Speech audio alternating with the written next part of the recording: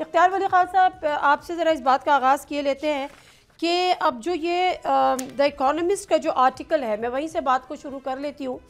इस पे शोर तो बहुत है, डेफिनेटली हुकूमत इसको जो है वो बढ़ा चढ़ा के बता रही है जो कि जी हकीकत और सच्चाई ये है। दूसरी तरफ पीटीआई जो है वो इसको झूठ का पलंदा करार दे रही है। अब ये क्या सच है और क्या गलत है, इसका फैसला कौन करेगा और वो कैसे करेगा? बिस्मिल्लाहिर्रहमानिर्रहीम। बहुत शुक्रिया नादिया। हुकूमत को क्या जरूरत है किसी चीज को बढ़ा चढ़ाकर पेश करने की। हम तो ये मौकफ बहुत पहले दे चुके थे कि पाकिस्तान पर जादू टोने के जरिए हुकूमत की जा रही है, तो हम परस्तों की हुकूमत है।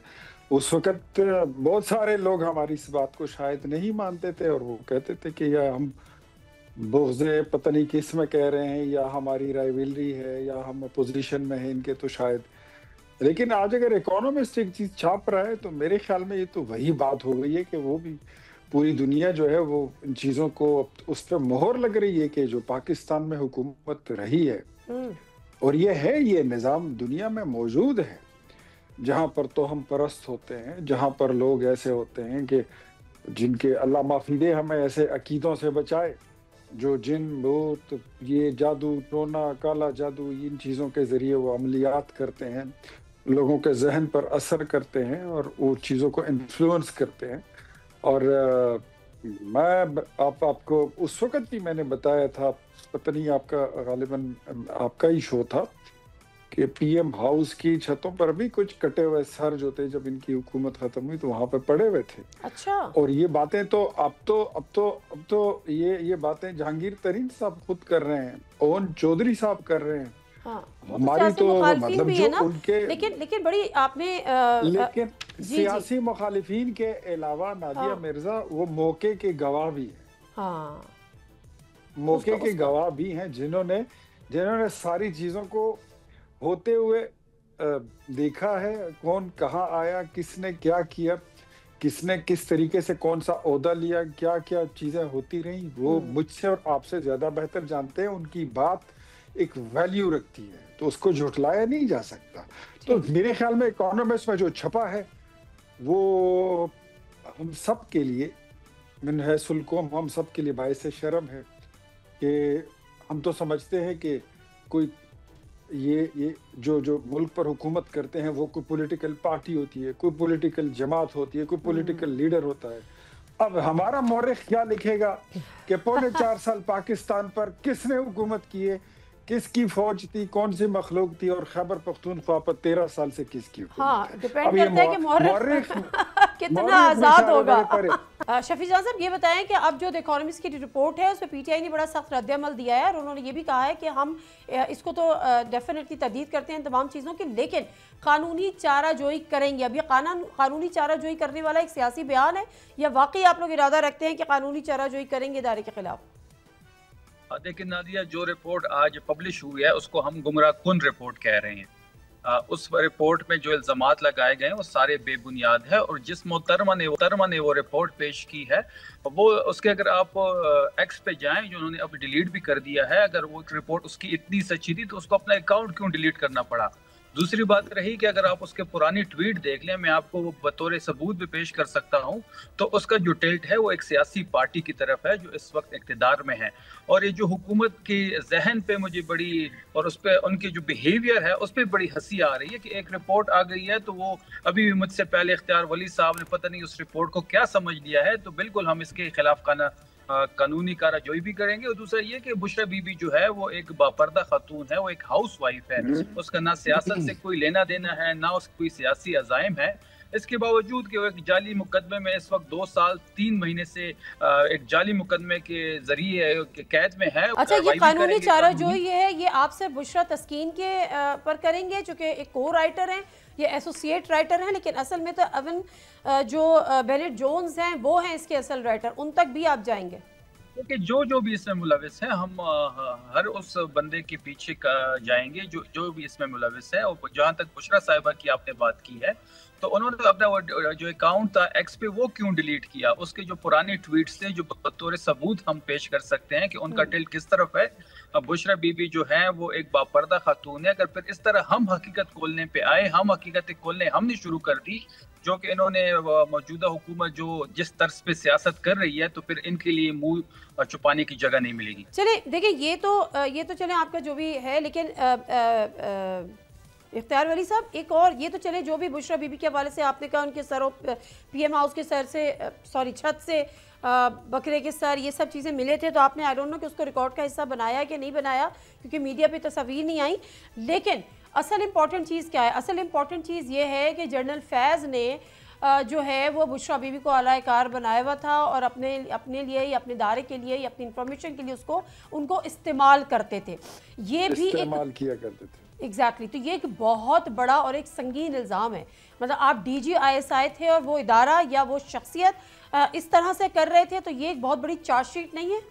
आज के इस शो में मैं इस चीज़ को रिकॉर्ड पे लाना चाहता हूँ कि शफी जान साहब की जमात जो है तो वो इकोनॉमिस्ट को नोटिस देगी, वो डेविड जॉन्स को जो है तो नोटिस देंगी, बुशरा तस्कीन को नोटिस देंगे। आप DGISI तो खुद इस वक्त जेल में पड़ा हुआ है, तो कोर्ट मार्शल से गुजर रहा है, वो तो खुद इस वक्त कई इल्जामात की जद में उनके तो हो सकती है, बिल्कुल हो सकती है।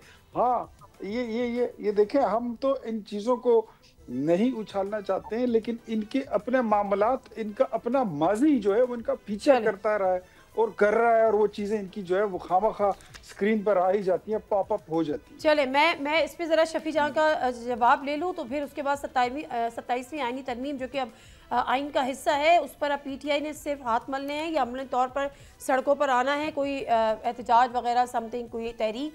शफी जान साहब, would you like to respond?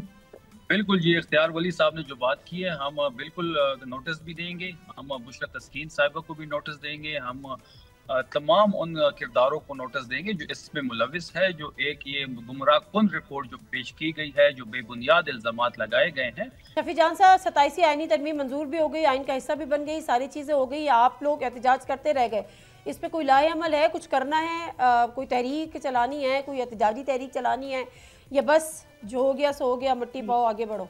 बिल्कुल जी, हम तहरीक का आगाज करने जा रहे हैं। चकजई साहब जो हैं वो इसको लीड करेंगे, पाकिस्तान तहरीक इंसाफ उसको बैक करेगी। हम वकला को जो मोबिलाइज कर रहे हैं, हमारे नौजवान बिल्कुल तैयार है। सिर्फ सुहेल आफरीदी साहब की मुलाकात होनी है इमरान खान साहब से, या मुलाकात ना भी हो और इमरान खान साहब जब भी तारीख देंगे तो खैबर पख्तूनख्वा से लाखों लोग इस्लामाबाद की तरफ आएंगे, बैठेंगे। फिर ये आप लोगों ने इस्लामाबाद आने की? बिल्कुल, हम सिर्फ इमरान खान साहब का इंतजार कर रहे हैं, वो जो भी तारीख देंगे बिल्कुल आप जब ये बताते हैं ना कि आप इमरान खान से मिलने चाह रहे हैं इसीलिए कि वो तारीख दे, तो उन्होंने कभी मिला नहीं जी, अगर वो तारीख देना चाहें तो किसी के मैसेज भी दे सकते हैं। आप उनको बता देते हैं, आप उनको एक वजह दे देते हैं कि हमने ना मिलवाना इमरान खान से, वो तारीख दे देंगे आपके एहतजाज की। नहीं जी, उसने जब चीफ वजीर आला को चेंज करना था तब भी कोई मुलाकात नहीं हुई, जब कबीना बंद थी तब भी कोई मुलाकात नहीं हुई, किसी के जरिए भी वो डेट दे सकते। अच्छा, चले फिर ठीक है। इफ्तियार वली खान साहब, ये जो अब जजेस रिटायर हुए हैं, बड़े धड़ल्ले से कह दिया जाता है, बल्कि ख्वाजा आसिफ साहब ने भी इस हवाले से कहा कि जी अब इनको ये सब चीज़ें याद, सब कुछ हो रहा है। लेकिन अगर मैं पर्टिकुलर बात करूँ ना जस्टिस अतर मिनुल्लाह साहब की, तो आपकी अपनी पार्टी, अभी तो मैं राना सनाउल्लाह साहब को आपको सुनाना चाहती हूँ कि वो इस हवाले से क्या कह रहे हैं, ज़रा चलाइएगा कोई। सैयद मंसूर अली शाह साहब जो जज हैं वो बहुत ही कॉम्पिटेंट और बड़े हार्ड वर्किंग और बड़े यानी जो है वो एक यानी ऐसे अंदाज में काम करने वाले कि जिसको आप कहें कि वो नए ख्यालात और नए एक्सपीरियंस करने वाले आदमी हैं। जब वो chief justice Lahore high court थे उस वक्त भी उन्होंने बड़ी रिफॉर्म्स जो है वो वहाँ पे इंट्रोड्यूस कराई थी। अगर वो चीफ जस्टिस पाकिस्तान के बनते तो वो अपने इन रिफॉर्मेशन एजेंडा के ऊपर ज्यादा बेहतर अंदाज से काम कर सकते थे। इफ्तियार वली साहब, कल तक वो इंतहाई कॉम्पिटेंट जज थे और अब वो हुकूमत के खिलाफ थे और PTI के साथ थे। ये वही फैसलवाड़ा वाला फार्मूला जो है वो यहाँ पे भी अप्लाई हो रहा है।